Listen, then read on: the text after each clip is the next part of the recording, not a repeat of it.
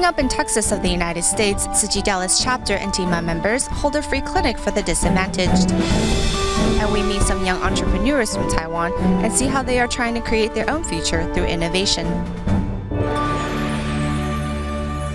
Welcome to DaAi Headlines. I'm Mary Lee. Thank you for joining us. Since its establishment in the year 2000, Tzu International Medical Association has set foot in 48 countries, providing over 2 million patients with healthcare services. In today's report, we go to the United States and join TIMA members of the Tzu Dallas chapter in a free clinic for the impoverished, which was also joined by members of the Texas Chinese Physicians Association. Overall, more than 100 disadvantaged patients receive proper medical attention during this event.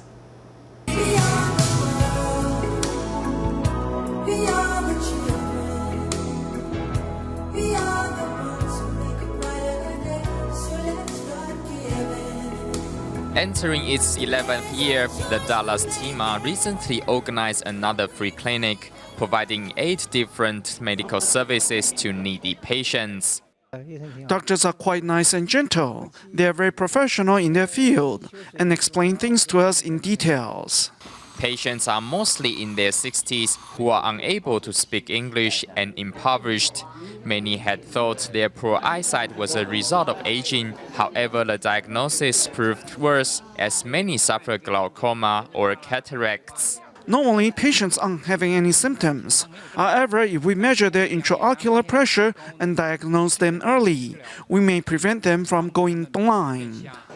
79-year-old traditional Chinese medicine doctor Chen Shouji has never been absent from such a meaningful event.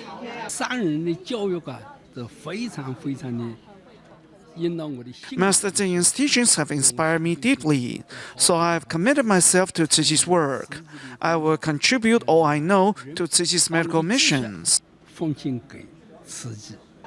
On site to help are also young volunteers from the University of Texas in Dallas and Texas Tech University. There are so many doctors here, and I think it's really nice that they're, giving up their time to come help people here for having this free clinic, and I thought it's really inspiring. As long as there are patients in need, TIMA members will never falter from serving them. In Taiwan's Banqiao, to prepare for the upcoming Buddha Day ceremony, 88 volunteers came together to prepare the venue at the Tzu Banqiao grounds. Meanwhile, at the Tzu Sanchong grounds, volunteers have been working around the clock to prepare a photography exhibition featuring images of Typhoon Haiyan relief work, which is scheduled to be displayed at the Chiang Kai-shek Memorial Hall in early May. Walking inside the Sanchong Jinsi Hall, a business fills the air. Tzu volunteers with woodworking skills have come to help prepare for the photography exhibition featuring images from Tzu's Typhoon Haiyan relief work. 10 volunteers as a team, and the preparation will be finished in 5 days. Now that we are young and capable, we should seize all opportunities to help. Dozens of Tzu volunteers from Yilan who went to the Philippines to help install prefect classrooms also seized this opportunity to help. At one school in the Philippines, some kids died in a typhoon, and they were just buried at the school entrance. Taiwan is much more blessed and fortunate. We need to understand that and cherish our blessings. Volunteers work around the clock to make some 160 wooden frames for the nearly 200 photos. For each photo, the volunteers work to get the dimensions and look just right. Seize the moment, just do it. Senior volunteers also help by making hangers for each poster frame. Paying attention to each detail, these volunteers are making sure that the event will be one of perfection. While at the Tzu Banqiao grounds, volunteers are also busy preparing for their upcoming Buddha Day ceremony.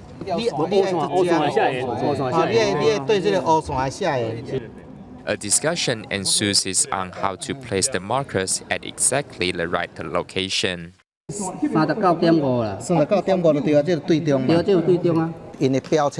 We need to make sure each marker is at the right place so that the groupings of the volunteers will be in good order.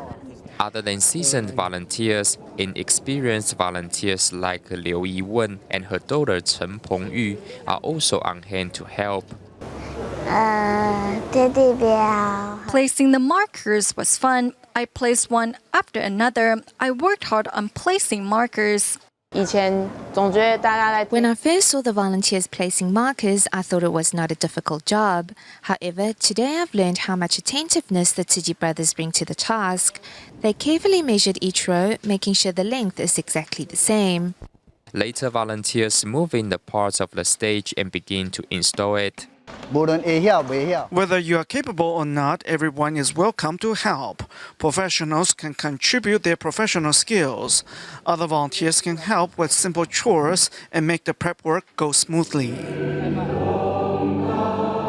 After a successful rehearsal, volunteers are ready for the upcoming Buddha Day ceremony at the慈济板桥grounds. In Taiwan's Hualien, following 3 corrective surgeries to treat the deformity of her knees, on April 30th,陈团治from Xiamen, China, underwent a 4th surgery, this time on her right foot. Thanks to Hualien Tzu Chi Hospital, Honorary Superintendent Chen Yinghe and his team, Chen Tuanzhi is now one step closer to her dream of walking on her own 2 feet. Following 3 corrective surgeries to treat the deformity of her knee joints, Chen Tuanzhi from Xiamen, China can finally touch the ground with her toes. On April 30th, Chen underwent another surgery to treat her right foot. We cut off some of the bones from her deformed joints and also use some intramedullary rods to make sure her joints will stay in the correct position. The goal of the medical team is to make sure Chen Tuanzhi's 2 feet will be able to touch the ground. Honorary Superintendent Chen also conducts an Achilles tendon lengthening surgery to increase Tuanzhi's range of motion at the ankle joint. She had Achilles tendon contracture, so we had to cut it off first, then sew it back on. In today's surgery, we have lengthened her Achilles tendon by about 4 centimeters. To make sure the surgery runs smoothly, Honorary Superintendent Chen and his medical team handle each procedure with extra care. When we conduct the triple arthrodesis surgery, it is best if patient can lie on their back. However, when we conduct an Achilles tendon lengthening surgery, we need to have 2 of the medical staff holding the patient's leg. Thanks to the efforts of Honorary Superintendent Chen and his medical team, the surgery was a success. With regular daily rehabilitation, in 2 to 3 weeks, Chen will undergo another surgery on her left ankle. Looking for something more meaningful to do in life during your golden years? Look to Chen Liumei as an example. 2 years ago, the 70-year-old retired bank manager enrolled in seniors education class and joined a volunteering group to enrich her life. Now seeing others her age during home nursing visitations, Chen Liumei counts her blessings that she is still able-bodied enough to give. Among the team of volunteers, Chen Liumei stands out with her short white hair. Being 70 years old, Chen could very well be a resident of this home for seniors. About the same age. I'm probably the same age.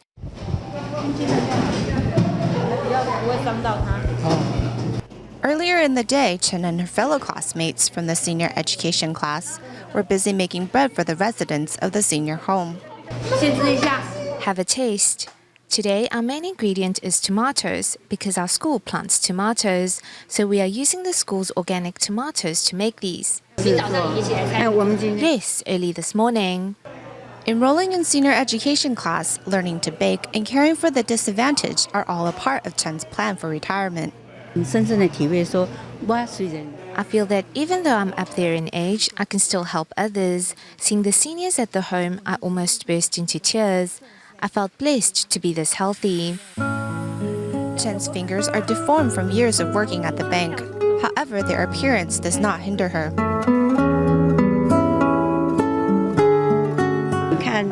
Look at the wrinkles on my hands. There are a lot. But I often think my hands are capable of doing anything. Even though my hands are full of wrinkles, I still think they are terrific. See how confident I am? Confidence is how Chen encourages herself as she continues to look on the bright side of things and look forward to more years of volunteering.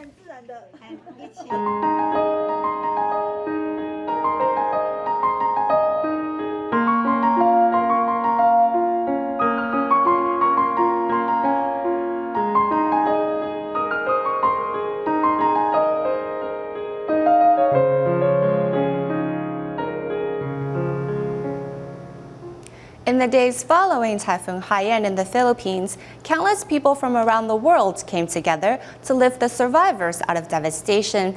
Now, almost 6 months later, Tzu Chi volunteers in Taipei, Taiwan, organized a charity concert at the Wanhua Jingsi Hall in gratitude to all those who contributed their love. On November 8th, Typhoon Haiyan, the strongest typhoon in history, ravaged the Philippines. Each photo tells a story of the magnitude of pain and hardship the Philippines endured. The charity concert aims to express gratitude to all those people who contributed their love to the Philippines in its time of need. Blind musician Xu Zheten's life has been filled with ups and downs, hence he can relate to the pain experienced by the disaster survivors. I'm very saddened by their situation, so my biggest wish is to be able to help the disaster survivors in the Philippines through my music. For the visually impaired, to be able to play music, which requires one to read and score and play a keyboard, it is amazing to see. 让我们做一个有用的人，一个帮助别人的人。 A charity campaign initiated by Tzu Chi last year aimed to help Typhoon Haiyan survivors get back on their feet. This time, volunteers hope to use music to continue the cycle of love.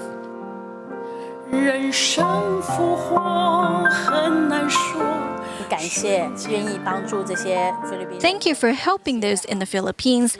The brothers and sisters hope to create many moving moments for the audience today so that they may go home and think about what this event represents. It may seem like it's just an ordinary concert, but when people understand the purpose behind it, like a stone thrown into the water, it will create a ripple effect. Igniting compassion through music, volunteers are bringing those in despair limitless hope. In Taiwan, the government has been promoting the cultural and creative industry as a way to reduce unemployment among those recently graduated. However, without assets and access to resources and supply chains, many aspiring entrepreneurs can only sell their products on the street. To give these young people a chance, the government must take action to provide them with the resources that they need. Listening to the radio, these women in Tainan, Taiwan continue to sew non-stop. It is as if the sweatshops of the 70s have come back to life. When sewing this part, there are several key points you must pay attention to. The first is this one here. You must look closely and check for open threads here. The young owner reminds his employees to thoroughly perform quality assurance checks, as now they have their own brand. A bag typically needs to be processed some 200 times. Just look at the details our masters are putting into each. You will know their worth. Tainan used to be the center of the nation's canvas bag industry. As industries moved abroad, Lee's family decided to stay behind and found a new lifeline for the family's OEM business with a bit of creativity. These handmade bags are comparable to high-end brand name imports, as these also undergo strenuous processing. Using the steady craftsmanship of Taiwan's manufacturing industry to his advantage, Mr. Lee was able to launch his own brand, which has famous customers such as director Ang Lee. Mr. Lee says that what he sells is inspiration. Taiwan-made bags can touch your heart. Compared to the more popular international canvas bags, these bags are made with materials from Taiwan and feature the craftsmanship of Taiwanese masters. In Taiwan, industries grew from farming to OEM, ODM, and finally OBM. Now the cultural and creative industry is becoming the new focus, with several key demo sites already established across the island. The advantage of Taiwan's youth is that they are smart and flexible. They know to utilize technology and information. These are the core values of the third wave of economic development. However, unlike Mr. Lee, most aspiring entrepreneurs do not have the assets necessary to undertake mass production. Instead, they choose to peddle their products in open markets. Here is where you can store your smartphone. All of them include a backup strap. If you don't want to use it, then it simply becomes a smartphone pouch. Having studied in Japan, Xiaoming decided to make handmade pouches. I believe caps are like eyeglasses. You have to put one on to know if you like it or not. Why not put one on and see if you like it? Meanwhile, the young Mr. Yu is showing off the uniqueness of his caps. This is turkey stone, also known as turquoise. And then there's Ziqin, who imports jewelry and accessories based on her own designs. In pursuit of their dreams, these innovators are standing on the front line. You still have to use your head and mass produce in large volumes in order to make money. Being a good designer doesn't mean you know how to sell. Applying for a government business startup loan was not easy. The criteria were quite stiff. The real problem lies in the whole supply chain. None of the departments and resources are linked, so we can't put these talents to use.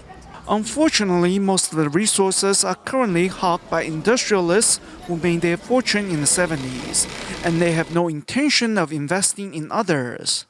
Now, second or third generation business owners are tapping into this area. They are more willing to think openly and make long-term investments. So even though I think our economy has failed to transform, there still is hope. So, by circumstance, Taiwan's youth are forced to endure $700 a month in salary. Whether or not they can bring about a revolution heavily depends on the role the government decides to play. Today, we traveled to Malaysia's Tzu Butterworth Kindergarten to meet DaAi mother Li Baojing. When Li first became a DaAi mother, she was not familiar with Tzu or its teachings, but merely wanted to volunteer her time. Now, however, through the giving of herself, Li has come to deeply relate with Tzu's approach to education. It was through a chance encounter that Li Baojing became a DaAi mother here in Malaysia's Butterworth. I'd had some spare time and wasn't working, so being curious about the kindergarten, I came. I love how cute and innocent the children were, so I started coming here every day. Lee saw how the teachers at Butterworth Tzu Kindergarten put their hearts into teaching the children. I saw how patient the Tzu teachers were and how soft-spoken and friendly they were while teaching.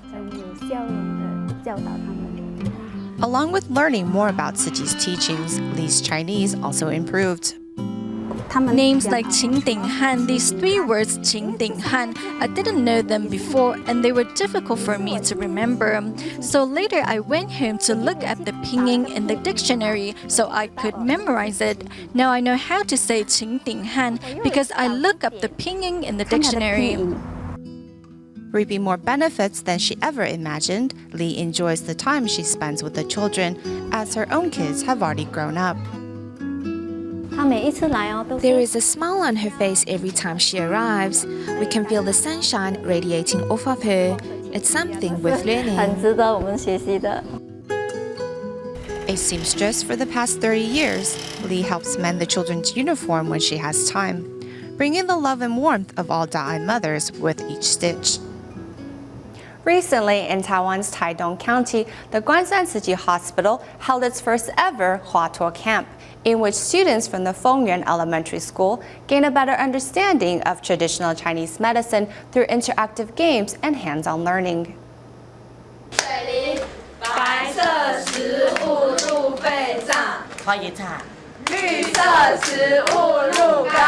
Through interactive games, students of Taidong County's Fengyuan Elementary School learn more about the 5 elements and the foods that are associated with them.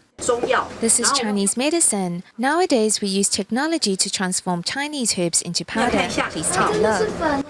Of course, we call it Chinese patent medicine. To gain a better understanding of Chinese medicine, these students are here at the Guanshan Tzu Hospital.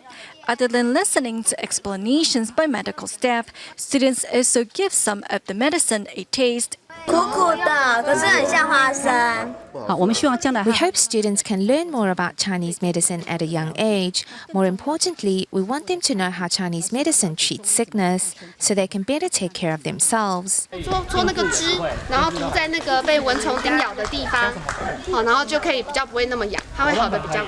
Chinese medicine doctors later take the students outside to learn more about medicinal plants. I have learned about plants that can cure sickness. This is the wisdom passed on from generation to generation. and I think they can really help cure sickness. After learning about Chinese medicine, the children tried their hand at making handicrafts. I think events like this are very meaningful because our students are learning about different cultures and gaining new knowledge. With the trip to Guanshan Tzu Hospital, the students of the Fengyuan Elementary School have gained a wealth of knowledge that just can't be found in books.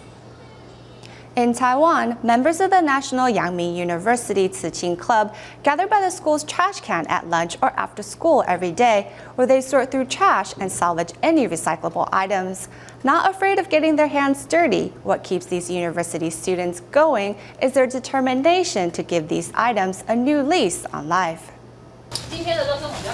No time for an afternoon nap, this group of students head straight for their school's trash cans. As they dive in, they look for anything that is recyclable. Before we collect the plastic bags for recycling, we have to make sure there isn't any grease or bad odors. Not afraid of getting their hands dirty, Tzu salvage each and every reusable plastic bag. Paper cups and disposable lunchboxes, no matter how sticky or greasy, are collected. If we wear disposable gloves, they get discarded after 1 year and they become trash. Fabricated gloves need to be washed afterwards, so we decided to use our bare hands since we can always just wash them later. Under the invitation of Tzu Club leader Wang Shiyu, for the past 2 weeks, Yangming University Tzu have met by the school's recycling area after class each day. Although small in number, the group has accomplished remarkable things. University students feel free to do whatever they want, so they often just throw their trash anywhere. When we see that, we are really saddened by it. If we don't recycle, these items will end up in the trash and then taken to the incineration plant or landfill. We won't be able to extend its lifespan. Cleaned and sorted, these items have been given a new lease on life. Next, the students take the bags of recyclables to the recycling station. After class, most students hang out with their friends, but not this group. It's moving to see. It's not us leading them. They are really the ones who are setting an example for us. Sharing their stories on social media, the encouraging feedback and comments are the students' greatest source of support. And through such channels, the group also hopes to recruit more like-minded individuals to join them. The energy and passion that youths have to give is almost limitless, and when used in the right way, it has the ability to make our society a better and cleaner place. At the end of the show, we turn on camera to Canada, where the Vancouver Tzu Academy's parent and child class learned how to fold paper roses and the underlying lesson of that which, with a beautiful heart, each paper rose is beautiful. We will leave you with these images. Thank you for watching DaAi Headlines. Goodbye.